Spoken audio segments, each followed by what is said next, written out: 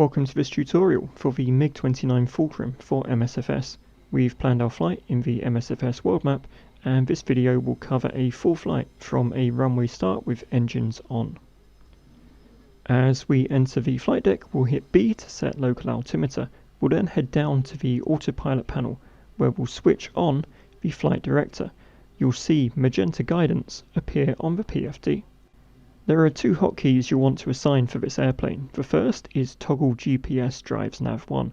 This allows us to switch nav source from GPS to radio. You'll also need autopilot nav1 hold, which allows us to activate nav mode. It's time to begin our takeoff roll. Park and brake off and throttles up. The afterburners will activate and we can rotate at about 160 knots. We'll back off the throttle to about half immediately after takeoff and roll off flaps and gear. Let's get the airplane into stable flight and pointing in the right direction. First, activate auto throttle. This will hold our speed at about 170 knots. Now activate autopilot and altitude hold. With the airplane holding a steady speed and altitude, we press our autopilot nav1 hold hotkey. The airplane will now turn to follow our nav path. Bear in mind it may take a while to get settled in a straight line.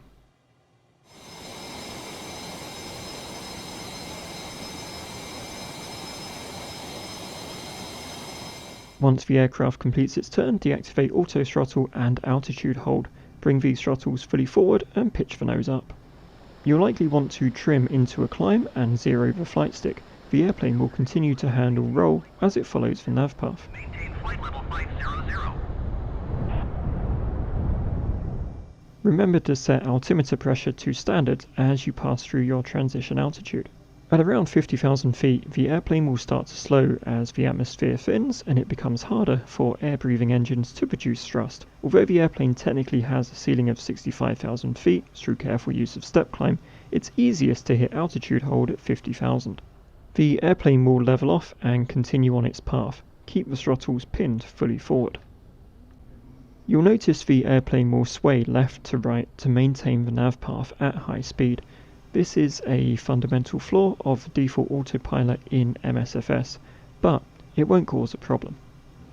While we're at cruise, let's check out some of the features of the MiG-29 cockpit.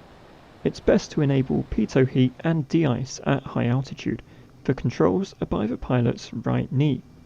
You'll also find a cool feature of the MiG-29 by the pilot's right knee. Airshow smoke can be selected and enabled on this panel. We'll select blue smoke and hit activate.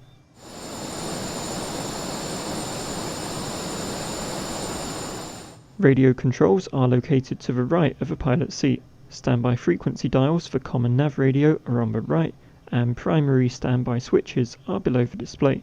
We dial in our destination ILS into nav radio and set it as primary. During cruise, you'll likely find yourself at Mach 1.5 to Mach 2. This is dependent on your climb pitch and the weather conditions.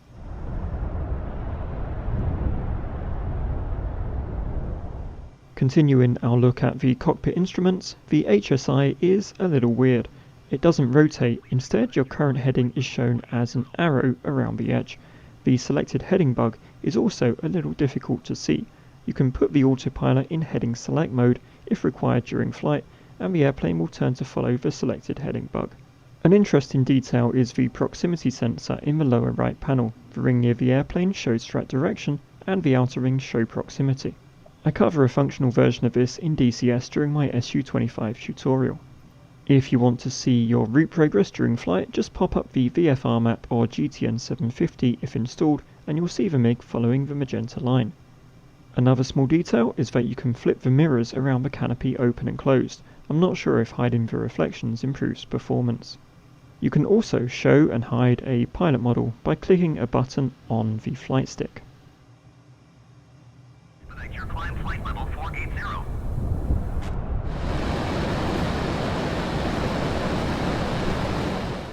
If you want to see which autopilot modes are selected, take a look at the PFD located on the upper right panel.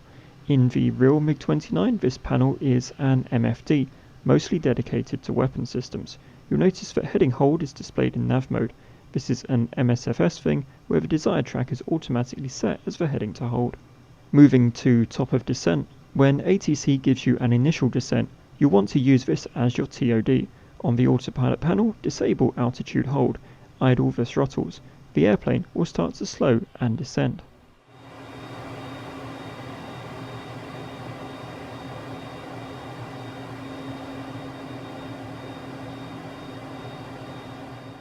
To ensure the plane doesn't stall, use hardware trim hotkeys or buttons to trim the nose down. You can see the flight stick is zeroed here as our trim is set.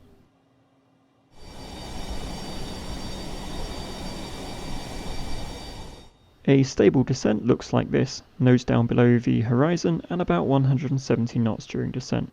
When you reach bottom of descent, head down to the autopilot panel and re-enable altitude hold and auto throttle.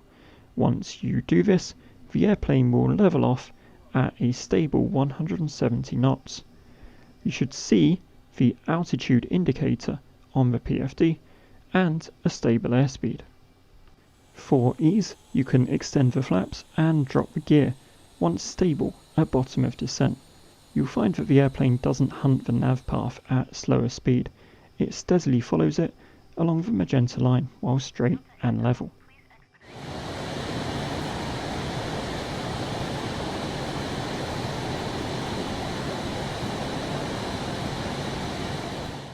If you have to make further step descents, this is fairly easy. Just disable altitude hold on the autopilot panel. The plane will start to descend at the trim you previously set, and auto throttle will continue to hold your airspeed. When you reach the new bottom of descent, just re-enable altitude hold and the airplane will level off.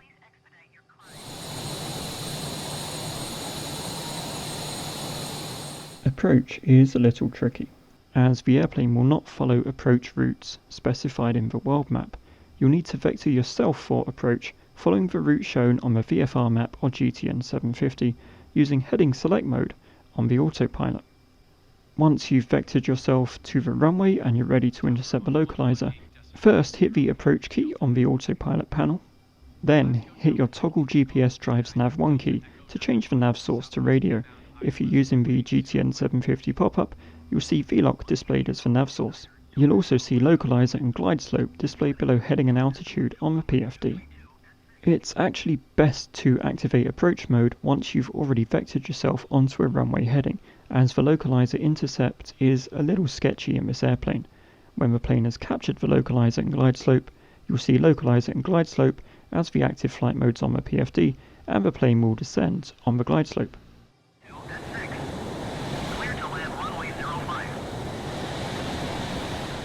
You'll see the velocity vector is slightly left of the runway here, so keep an eye on it and make sure it's over the runway by the time you reach minimums. Make manual adjustments if necessary. We keep the autopilot on for most of the approach. Let's watch for landing.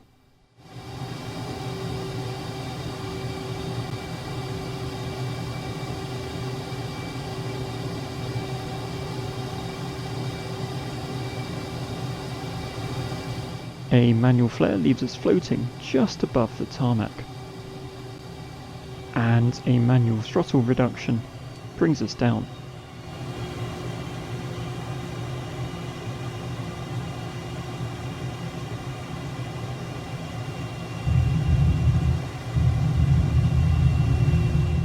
Brakes upon touchdown and reverses towards the end to bring us to a stop. The autopilot is actually still engaged and holding the centerline. As we roll to a stop, we disengage the autopilot and our flight is concluded. Delta Echo, turn next taxiway. Thank you for watching. Please drop a like and subscribe if you found this useful. Take care and I'll see you next time.